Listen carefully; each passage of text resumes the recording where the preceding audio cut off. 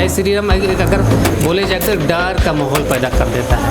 Party या कौन सा कंपनी किसको कितना दे रहा है। एक क्या है कि बीजेपी सरकार ने पूरे सिस्टम को हैक कर लिया।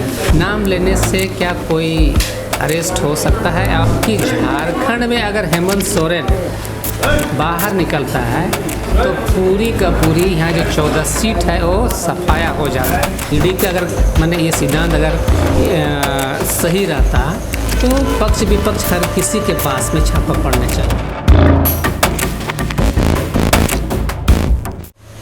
मतदान में अब ज़्यादा वक्त नहीं बचा है, बस कुछ ही घंटों की देर है। क्या कुछ चल रहा है जमशेदपुर लोकसभा सीट की हम बात कर रहे हैं और इस बातचीत में चर्चा में हमने शामिल किया है जमशेदपुर के एक वरिष्ठ रंगकर्मी जीतराय हांसदा जी को। जीतराय जी, आपका स्वागत है बहुत बहुत। जोहार। जोहार।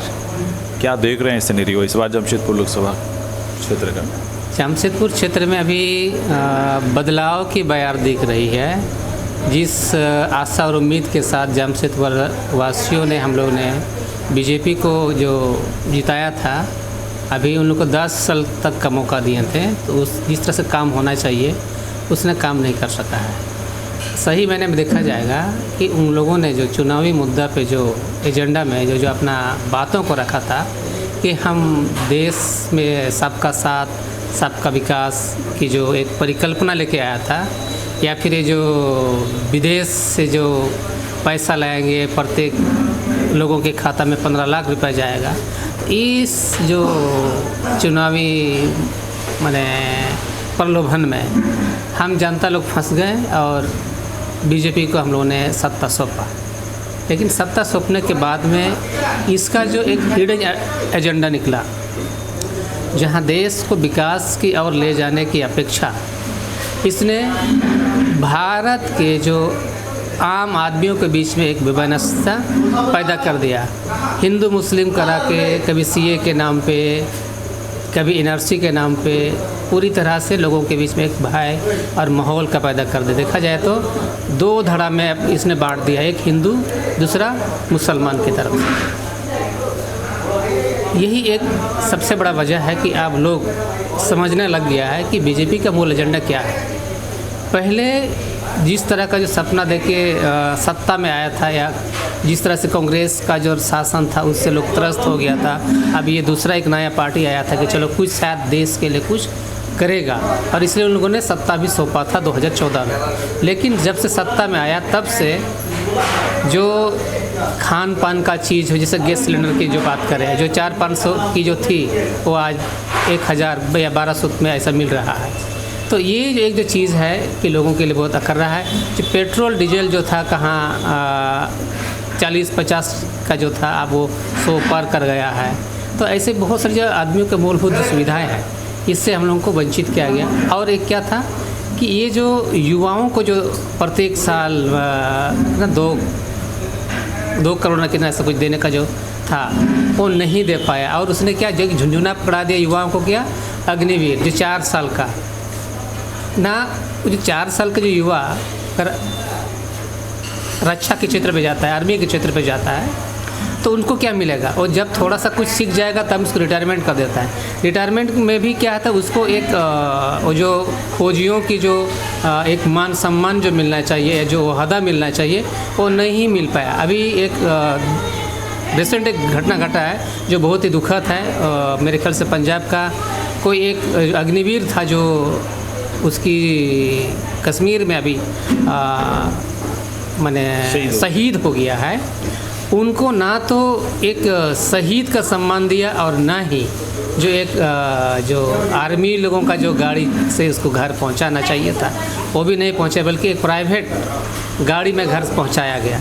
इसके बाद उसका जो साजो सामान था, उसका साजो सामान भी उनके परिवार को नहीं दिया गया। तो इस तरह से जो हमारे जो युवा लोग अब समझ गए हैं कि ये हमें उल्लू बना के हिंदू मुस्लिम करा के वोट जितना चाहता है। जो विकास, जो रोज़गार जो पैदा करना चाहिए था, रोज़गार कहाँ पैदा होता है? जहाँ सरकारी का जो उपक्रम बचा रहा था। लेकिन उसने क्या है कि अडानी अंबानियों को बहुत सारे जो पब्लिक सेक्टर का जो कंपनियाँ उसको बेचना शुरू कर दिया है। इस तरह से क्या है कि कुछ लोगों का विकास हुआ लेकिन बाद बाकी लोगों का विनाश हो गया। तो अब आदमी लोग समझ गया है कि ये हमारा सिर्फ एक झूठ मूठ का हम लोगों को बहला फुसला के सत्ता में आना चाहता है। तो इस बार लोगों ने मन बना लिया है कि इसको जो 400 पार की जो बात करता है ये मुमकिन ही नहीं है, क्योंकि गांव देहात में भी दिख रहा है वैसा ही। शहर में जो हम लोग जो बीजेपी का जो पक्का वोटर रहा है, अब हम लोग भी अलसा गए हैं इनकी जो जाति धर्म को लेके। अब अगर पहले क्या था कि जैसे धर्म को लेकर बात करूं, जब से राम मंदिर को लेकर बहुत सोचा था कि इस बार भी मैं वापस आ जाऊंगा। पहले क्या था कि हम लोग सीताराम कहते थे, कभी भी मैंने सीताराम इसलिए से, लेकिन अभी क्या होगा जय श्री राम। जय श्री राम अगर बोले जाए तो डर का माहौल पैदा कर देता है, या फिर एक किस्म का एक कहीं भी कोई नारा लग जाता है जय श्री राम, तो कहीं ना कहीं कुछ होने की संभावना ऐसा लगना शुरू हो जाता है। तो इस तरह से अगर देखा जाएगा इस बार जमशेदपुर वासियों के लोग मन बना चुके हैं, इसको सत्ता से हटाना है। और अगर हम बात करेंगे यहाँ आदिवासी का जो मुद्दा रहा है, मूल मुद्दा क्या है कि यहाँ की जो सर्ण धर्म कोड, स्थानीयता या ऐसे बहुत सारी जो चीज़ें हैं इन्होंने नहीं कर पाया था। हमारे यहाँ अगर इधर इंडस्ट्री है, एक जो है कि इंटरनेशनल एयरपोर्ट बनाने की बात थी, लेकिन वो काम अभी तक हो नहीं पाया है। तो इस तरह से जो एक चुनावी मुद्दा पे ही ये लोग खासकर बात करते हैं और धरातल पे काम नहीं करते। इसलिए हमारे जमशेदपुर के वासी लोग इस बार या देश के सभी दिशाओं से अभी ये सूचना मिल रही है कि ये 400 पार नहीं करेगी। इस बार बीजेपी सत्ता से हटेगी और इंडिया अलायंस सत्ता में आएगी। ये हेमंत सोरेन जी का जो ज़मानत का जो है मामला फिर लटक गया। लगातार ये बार बार लोग उम्मीद कर रहे हैं, झारखंड के लोग, कि इस बार हेमंत सोरेन जेल से छूटेंगे और चुनाव प्रचार में हिस्सा लेंगे, लेकिन फिर निराशा हाथ लगी है। ये बार बार जो हो रहा है, ये केस इतना भी जटिल है क्या, जिस वजह से उनको ईडी ने गिरफ्तार भी किया, वो भी मुख्यमंत्री पद में रहते हुए, और अभी तक नहीं मिला। एक तरफ केजरीवाल को जमानत मिली है, अंतरिम जमानत। तो ये क्या चल रहा है देश के अंदर में? ईडी हो, चाहे इनकम टैक्स, या आपका जो तमाम केंद्रीय एजेंसियां हैं, उनका किस तरीके से इस्तेमाल कर रही है भाजपा सरकार। और वो कहती है कि लोकतंत्र जीवित है, लोकतंत्र को हम नहीं गला घोंट रहे हैं, संविधान का हम कुछ बदलने नहीं जा रहे हैं। ये सारी जो बातें हैं, इसका सार क्या दिखता है आने वाले समय में? अगर केंद्र में तीसरी बार अगर सरकार बनती है भाजपा की, तो क्या देख रहे हैं आने वाले समय में, क्या मुश्किलें पैदा हो सकती है आम जनता के लिए? देखिए, सरकार बनाने के लिए हमें कितना चाहिए? अधिक से अधिक 272 के आसपास चाहिए। फिर 400 किस बात की? 400 माने 1/3 मिलेगा तो ही संविधान को बदल सकता है। और उनका ये मूल मकसद है कि जो बाबा साहेब भीमराव अम्बेडकर का जो बनाया गया जो संविधान है, जो हर वर्ग के लोगों को एक अधिकार दिया गया है, चाहे पढ़ने लिखने या रोजगार के लिए, ये लोग इसको बदलना चाहते हैं। और उनका जो मूल एजेंडा रहा है, चाहे आरएसएस का मनुवादी, उस संविधान को लोग लागू करना चाहता है। और फिर से हम लोग जो अमीर गरीब या फिर जो आदिवासी दलित एसटी ऐसे लोग जो क्या है कि वो झाड़ू पोछा काम करेंगे। तो इन लोगों को एक तानाशाही सरकार दोबारा लाने की ऐसा है। तो अभी इस बार की जो है चुनाव जो है, खासकर सभी लोग ये चाहता है कि बाबा साहेब भीमराव अम्बेडकर द्वारा बनाया गया ये संविधान को बचाना है। और बीजेपी तिकड़मबाज करके जो सत्ता में आना चाहता है, इसको बेदखल करना है हर हाल में। अगर ये सत्ता में आती है तो निश्चित तौर पर ये आरक्षण वगैरह, ये संविधान वगैरह बदल के पूरी तरह से मैंने फिर से वो जो एक राजतंत्र या तानाशाही सरकार को लाने के लिए वो बाध्य हो जाएंगे। क्योंकि बहुत सारी चीज़ को आपने देख चुके हैं हम लोगों ने कि ये कहीं भी धर्म और जाति के नाम पे ये कर। आप देखिए, एक जो है इलेक्ट्रल बॉन्ड्स, जबकि हर एक चीज़ जगह में अगर देखा जाएगा, अगर लेकिन ये जो इलेक्ट्रल बॉन्ड्स के बारे में हम मैंने जो भारतवासी है उनको भी जानने का हक है। या जो फिर एक प्रधानमंत्री कोष एक बनाया गया है, उसके बारे में भी जानकारी होना चाहिए कि कौन पार्टी या कौन सा कंपनी किसको कितना दे रहा है, लेकिन हमें वो अधिकार नहीं मिल रहा। अगर ये चीज़ क्या है कि अगर कल ने आता है तो बहुत ही दिक्कत हो जाएगी। रही बात जैसे हेमंत सोरेन की, एक क्या है कि बीजेपी सरकार ने पूरे सिस्टम को हैक कर लिया है। आप देखिए चुनाव आयोग को देख लीजिए, ईडी को देख लीजिए, या फिर इनकम टैक्स, या फिर जितना भी जो मैंने प्रहरी है, अगर देखा जाएगा तो इवेंट तक मीडिया तक को आपने खरीद चुका है। अब जहाँ कर हेमंत का ना ही उसमें ऐसा कोई प्रूफ मिला है कि वहाँ उसका नाम, हाँ बात आया है किसी ने उसका नाम लिया, नाम लेने से क्या कोई अरेस्ट हो सकता है, और इतनी बड़ी अपराध नहीं है कि वो बेल नहीं दिया जा सके। लेकिन बेल नहीं देने का मुख्य कारण है कि झारखंड में अगर हेमंत सोरेन बाहर निकलता है तो पूरी का पूरी यहाँ जो 14 सीट है वो सफाया हो जाता है। क्यों उसको अंदर में रखना चाहता है? क्योंकि झारखंड एक ऐसा राज्य है जो पूरे भारतवर्ष को अगर देखा जाएगा तो ऊर्जा देता है।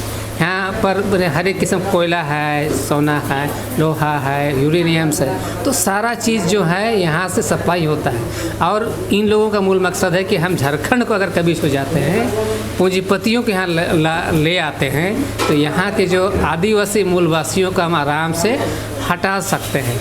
यूएनओ में उसने कह चुका है कि हमारा देश में आदिवासी रहते नहीं हैं, तो इनका मूल मकसद है जब तक इस देश में आदिवासी लोग रहेंगे तो तब तक यहाँ उसका कोई शासन पद्धति पूरी तरह से सफल नहीं हो सकता है। तो ये सीधी तौर पर ना करके वो लोग घुमा फिरा के यहाँ से आदिवासियों को समाप्त करना चाहता है। तो इसीलिए वो यहाँ पर काबिज होना चाहता है, हेमंत सोरेन को अंदर रखना चाहता है। अभी एक ऐसा माहौल आ गया है कि बीजेपी ज्वाइन कर लेने से हर कोई बेदाग हो जाते हैं। इसका ज्वलंत उदाहरण है आपका असम का मुख्यमंत्री हेमंत बिस्वा, ऐसे महाराष्ट्र का भी है, कई लोग हैं, अजीत पवार लोग, तो कई उदाहरण है। तो इसका मतलब ये नहीं है कि अगर गलत है ईडी का, अगर मैंने ये सिद्धांत अगर सही रहता तो पक्ष विपक्ष हर किसी के पास में छापा पड़ना चाहिए। तो यहाँ पर जब तक कोई आरोप सिद्ध नहीं हो जाता, आप किसी को जेल में कैसे रख सकते हैं? ज़मानत तो मिलनी चाहिए। किन किन धाराओं की बात है, ये तो न्यायालय का मामला है।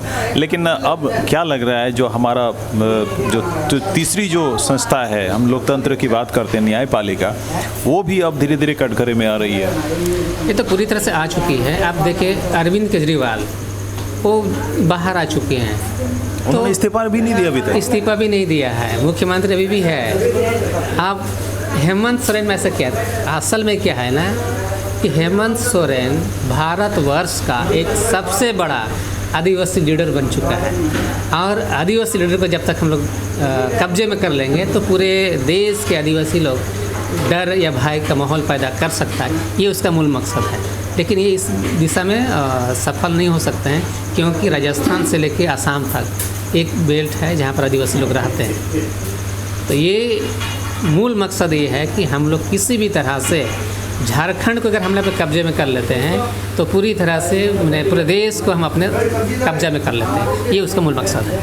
तो अब क्या लग रहा है, क्या सिनेरियो बन रहा है? अगर झारखंड की बात करें, 14 जो सीटें हैं लोकसभा की, और ये जमशेदपुर भी उसमें शामिल है, तो क्या बदलाव की जो बयान आपने शुरू में भी कहा, ये किस तरीके से संभव है? क्योंकि तमाम एजेंसियां उनके हाथ में, जब ईसी भी है और वोटिंग मशीन पर भी जो सवाल उठे थे ईवीएम पर, तो क्या ऐसी आशंका नहीं जाहिर की जा सकती कि इस बार भी ऐसा सुना गया कई जगहों में सीसीटीवी बंद हो गए कुछ समय के लिए जहां ईवीएम मशीनें रखी हैं?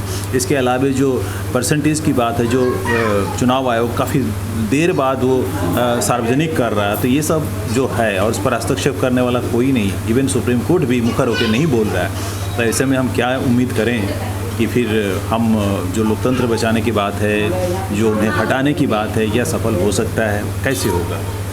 ये संभव है, और हम आपके चैनल के माध्यम से गांव देहात के लोगों से हम अपील करेंगे, आप अधिक से अधिक वोट दें और इस देश की जो संविधान को बचाना है। संविधान बचेगा तो हम सभी बचेंगे।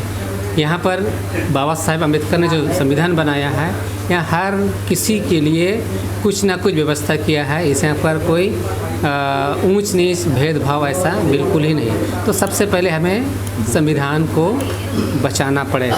तो आप सभी से अपील करते हैं कि अधिक से अधिक वोट दें और हम लोग बीजेपी को बाहर करें। आप देखिए वोटिंग में क्या है कि पूरी तरह से जो देश का जो 4 स्तंभ है वो उसके कब्जे में आ चुका है। वोटिंग होने के तुरंत बाद उनके पास या जिला में या फिर चुनाव आयोग के पास में एक आंकड़ा आ जाता है। आंकड़ा आने के बाद में वो आप क्या बोलें, मुश्किल से अगर सभी को जोड़ जाड़ कर लेंगे तो 3-4 घंटा में आप करके आप पब्लिश कर सकते हैं। लेकिन ऐसा नहीं कर रहा है क्योंकि उसके पास ईवीएम में कुछ ऐसा छेड़छाड़ करना है और वहाँ पर वोटिंग प्रतिशत बढ़ाना है। ऐसे कई जगहों से ये आ चुका है, अखबारों के माध्यम से भी, चैनल के माध्यमों से भी आ चुका है कि ये चुनाव आयोग पूरी तरह से बीजेपी को सपोर्ट कर रहा है और आने वाले दिनों में कुछ भी हो सकता है। ईवीएम उनके पास में है क्योंकि हमारा जो सुप्रीमो अगर देखा जाए तो सीजीआई इसने भी पूरी तरह से खुल्ला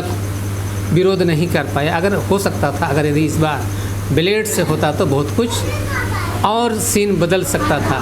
लेकिन जब तक ये परिणाम नहीं आता है तब तक कुछ कहा नहीं जा सकता है क्योंकि उनके हाथ में चाबी है। लेकिन ये तो क्लियर है कि बदलाव की बयार वही है और जनता बदलाव चाहती है। जनमत भले ही वो तिकड़म करके कुछ का हासिल कर लें, लेकिन जनमत उनके साथ नहीं है। ये बात तो क्लियर हो चुकी है। ये क्लियर हो चुकी है और इस तरह से अगर करेगा तो मेरे ख्याल से विद्रोह हो जाएगा।